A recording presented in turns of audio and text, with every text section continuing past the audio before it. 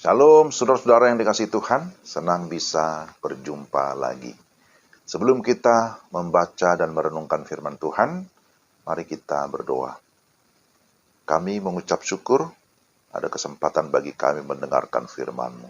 Kami mohon hikmat dari Roh Kudus, sehingga kami dapat memahami firman-Mu dengan baik. Dalam nama Yesus, kami sudah berdoa. Amin. Saudara, firman Tuhan hari ini dari Efesus 1 ayat 17.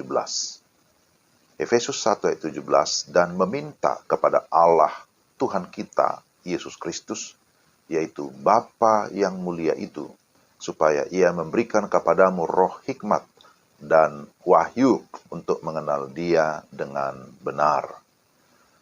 Renungan kita saya beri tema, mengenal Dia dengan benar. Dalam bagian ini, Rasul Paulus berdoa agar jemaat Efesus memiliki pengenalan yang benar tentang Allah. Pengenalan yang benar tentang Allah tentu akan mempengaruhi pelayanan maupun penyembahan kita kepada Allah. Orang Kristen diharapkan mengenal Allah, bukan sekedar kenal biasa-biasa, apalagi disebut sok kenal, sok dekat, SKSD.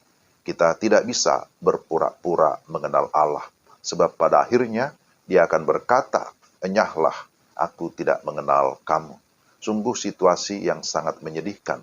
Itulah sebabnya Rasul Paulus berdoa dan menghendaki agar umat Tuhan sungguh-sungguh mengenal Allah dengan benar.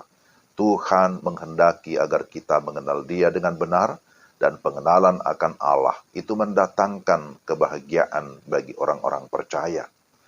Seseorang bisa berbahagia karena mendapatkan jabatan baru, atau karena mendapatkan kekayaan, ataupun pengetahuan atau gelar yang tinggi. Akan tetapi di atas semuanya, pengenalan akan Allah lah yang mendatangkan kebahagiaan yang sejati. Bagaimana kita dapat mengenal Allah?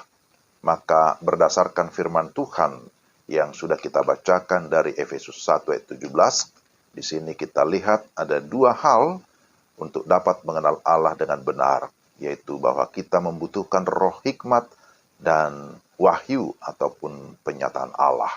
Yang pertama, roh hikmat akan kita dapatkan ketika kita sudah sungguh-sungguh mengalami kelahiran baru melalui iman kita kepada Yesus Kristus. Roh Kudus yang mendiami kita akan memimpin kita dalam segala hikmat agar kita dapat memahami kebenaran. Tanpa pertolongan Roh Kudus, kita tidak akan dapat mengenal Allah dengan benar. Dalam 1 Korintus 2 ayat 14, dikatakan bahwa manusia duniawi tidak menerima apa yang berasal dari roh Allah, karena hal itu baginya adalah suatu kebodohan, dan ia tidak dapat memahaminya, sebab hal itu hanya dapat dinilai secara rohani. Jadi kita bisa mengenal Allah dengan benar jika roh Allah ada di dalam kita. Roh Allah yang disebut di sini sebagai roh hikmat. Kemudian yang kedua, kita bisa mengenal Allah melalui penyataannya atau wahyunya. Saudara-saudara, wahyu atau penyataan Allah sesungguhnya sudah dituliskan secara lengkap dan sempurna. Itulah Alkitab. Alkitab adalah wahyu Allah yang tertulis dan menjadi standar kehidupan kita sebagai orang-orang percaya. Kita dapat mengenal Allah dengan benar jika kita sungguh-sungguh membaca, mendengar, ataupun mempelajari Alkitab.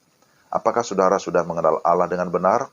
Jika belum, bisa jadi saudara tidak atau kurang membaca Alkitab, atau kurang bergaul dengan Allah. Saudara yang terkasih dalam Tuhan, jika kita mengenal Allah dengan benar, maka kita akan bersukacita dan menjadikan mata hati kita terang. Selain itu, pengenalan yang benar akan menuntun kita kepada pengharapan serta iman yang teguh, dan kita dimampukan menghadapi berbagai situasi ataupun tantangan yang ada. Maka mari kita semakin mendekatkan diri kepada Allah, agar kita semakin menyerupai Dia. Mari kita semakin bergaul intim dengan Allah, supaya kita semakin mengenal Dia dan juga segala kehendak-Nya. Jika kita makin serupa dengan Allah, maka kehidupan kita akan berdampak bagi dunia dimanapun kita berada. Mari kita berdoa. Tuhan, terima kasih untuk firman-Mu hari ini. Kiranya Roh Kudus menolong kami, supaya kami dapat memahami dan kami dapat menghidupi firman itu, supaya kami semakin mengenal Allah yang benar. Dalam nama Yesus kami berdoa. Amin. Demikianlah renungan kita hari ini. Tuhan memberkati saudara sekalian. Selamat beraktivitas. Shalom.